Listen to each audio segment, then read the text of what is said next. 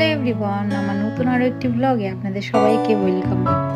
আজকে আপনাদের সাথে যেটা শেয়ার করব সেটা হচ্ছে আমার বাড়ির পাশে একটা জাপানিজ মন্দিরটা ঠিক কতটা সুন্দর এবং মন্দিরে কি কি থাকে চলুন আজকে একবারটি ঘুরে দেখাই। তো এই যে মন্দিরটাতে প্রথমেই আপনি যখন ঢুকবেন, ঢোকার মুখে এরকম একটি জলের ব্যবস্থা দেখতে পাবেন। আর এই যে জিনিসটার মাধ্যমে জলটা তুলছি এটা হলো সম্পূর্ণ কাঠের। এত সুন্দর এই জিনিসটা দিয়ে এরকম হাতটা আপনি ধুয়ে আবার জায়গায় রেখে, অর্থাৎ আপনি শুদ্ধভাবে আর কি মন্দিরে ঢুকলেন হাতটা ধুয়ে। তো এরকম সব মন্দিরে মোটামুটি দেখা যায়। সামনে দেখুন ভীষণ বড় বড় সব পাথরের মূর্তি করা রয়েছে, ব্যাঙের, তারপরে বাঘ, সিংহ ইত্যাদি। তো যাই হোক, আজকে আপনাদের মন্দিরটা ঘুরে দেখাবো, আর সাথে সাথে জাপানিজদের পুজো করার নিয়ম এবং তারা ঠাকুরকে কি খেতে দেন, কিভাবে কি করেন সমস্তটা শেয়ার করব। তো এই যে পুরো গোটা মন্দিরটা এখানে, মানে আমার জাপানিজ মন্দিরগুলো প্রচণ্ড ভালো লাগে পার্সোনালি। আর এখানে সামনে একটি স্যানিটাইজার রাখা রয়েছে, আর এদিকে হচ্ছে ভেতরটা, এটা এখান থেকে ওই যে কাঁচ দিয়ে ঠাকুরটা এখন ঢাকা আছে। যখন ঠাকুরটা পুজো করা হয় তখন হচ্ছে ঠাকুরটাকে অনেকক্ষণ বাইরে রাখা হয়। তো এখন যেহেতু মন্দিরে কেউ নেই এর জন্য হয়তো এরকমভাবে ঢাকা দিয়ে রেখেছে।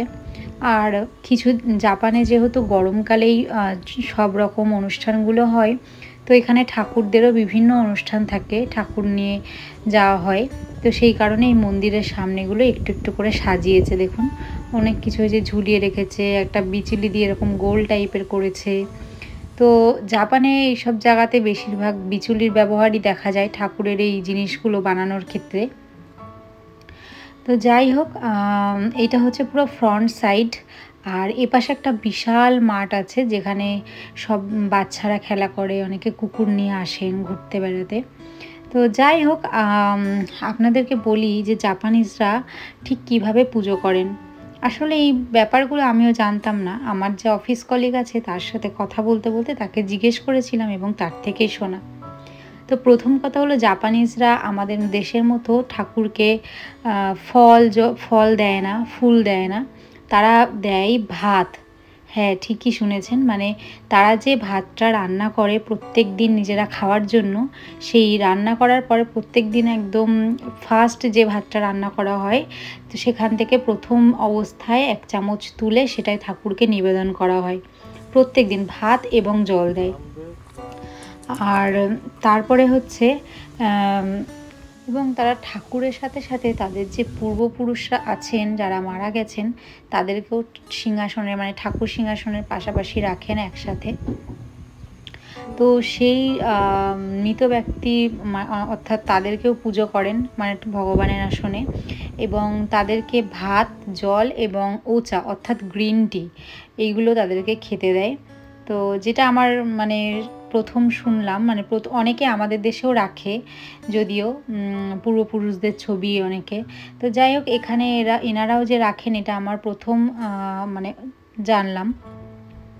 তো আর মেনলি হচ্ছে তারা যে ভাতটা দেয় ঠাকুরকে, এটা তাদের রান্না করা যে ভাত তারা প্রত্যেক দিন খায় সেখান থেকেই দেয়। আর একটা কথা হচ্ছে তারা প্রত্যেক দিন একবারই ঠাকুরকে মানে দেয়, মানে প্রত্যেক দিন সকালে যে পুজোটা করে সেটাই একবারই হয়। আমাদের দেশে যেমন সকালে একবার হয়, সন্ধ্যাবেলায় সন্ধ্যা দিতে হয়, তো এখানে সেরকম না, প্রথম একদিন। আর এই হচ্ছে বিশাল মাঠটা, এখানে বাচ্চাদের অনেক খেলার জায়গা আছে। বিশাল মাঠ বলতে আমি পুরোটা দেখাতে পারিনি, আমি এক কোনায় চলে এসেছিলাম, খুবই বড় মাঠটা। তো যাই হোক, এখানটায় পাশে যে ঘরবাড়িগুলো আছে দেখতেই পাচ্ছেন অনেক সুন্দর।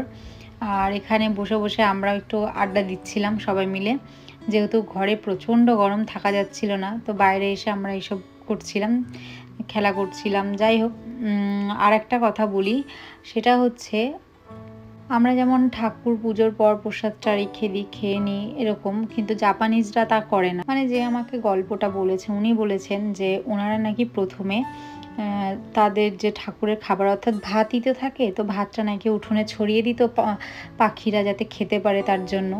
তো পাখিরা খাওয়ার সাথে সাথে যেহেতু জাপানের সব বাড়িতেই হচ্ছে বিড়াল থাকে, তো তারা নোংরা করতো জিনিসটাকে ভাতটা ছড়িয়ে দিলে, তো সেই জন্য এখন আর সেটা দেয় না, এখন সেটাকে ডিরেক্ট মানে অন্য কোথাও আর কি ফেলে দেয়।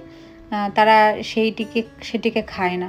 এই যে দেখুন কি সুন্দর সুন্দর কুকুরগুলো সব নিয়ে এসছে, আর কয়েকটা বাচ্চাও এসছে এখানে খেলা করছে বল টল নিয়ে। বেলা বেশ ভালোই পড়ে গেছে।